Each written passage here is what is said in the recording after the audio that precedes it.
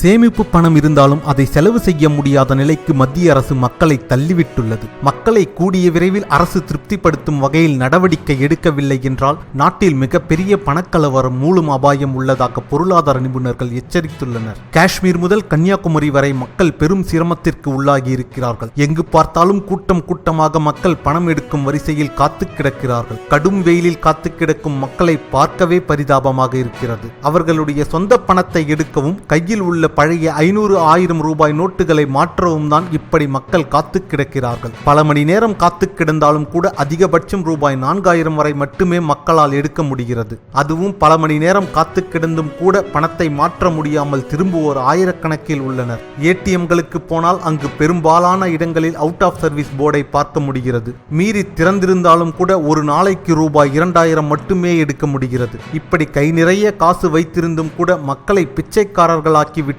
இந்த அரசு என்று பெரும் கொந்தளிப்பும் வேதனையும் ரக்தியும் மக்களிடம் பெருகியுள்ளது. ரூபாய் நோட்டுகளை மாற்றுவதை நினைத்து பலருக்கும் பெரும் மன உளைச்சலே வந்துவிட்டது. தினசரி செலவுகளுக்கு பணம் போதாமல் மக்கள் கையில் இருக்கும் காசை சிக்கனப்படுத்தி வாழும் நிலைக்கு தள்ளப்பட்டுள்ளனர். அன்றாட காட்சிகளின் நிலைமைதான் இதில் மிக மோசமாக உள்ளது. டெல்லியில் வங்கி கிளைகளில் மக்கள் தாக்குதல் நடத்தும் அளவிற்கு நிலைமை போய்விட்டது. பல இடங்களில் மக்கள் கடும் கொந்தளிப்புடனும் வாக்குவாதத்தில் மூழ்வதை பார்க்க முடிகிறது. சீலம்பூர் என்ற இடத்தில் மக்கள் கடும் கொந்தளிப்புடன் ரூபாய் நோட்டுகளை ஏற்க மறுத்து கடைக்குள் புகுந்து சூறையாடிய சம்பவம் பரபரப்பை ஏற்படுத்தியுள்ளது. போதிய அளவுக்கு பணத்தை இருப்பு வைக்காமல் அரசு இப்படிப்பட்ட நடவடிக்கையை எடுத்தது மிகப்பெரிய முட்டாள்தனம் என்றுதான் பலரும் சொல்கிறார்கள். சரியான திட்டமிடல் இல்லை என்பதே சுப்பிரமணிய சாமி போன்றோர் கூறும் குற்றச்சாட்டாகவும் உள்ளது. பல இடங்களில் புதிய 2000 ரூபாய் நோட்டுகளை தருகிறார்கள். அதை வைத்துக் கொண்டு எங்கு போய் சில்லறை மாற்றுவது என்று மக்கள் கொந்தளிக்கிறார்கள். ஒரு பாக்கெட் பால் வாங்கிவிட்டு 2000 ரூபாய் தாளை நீட்டினால் சில்லறை கிடைப்பது மிகவும் சிரமமாக உள்ளது என்று மக்கள் குமுறுகிறார்கள்.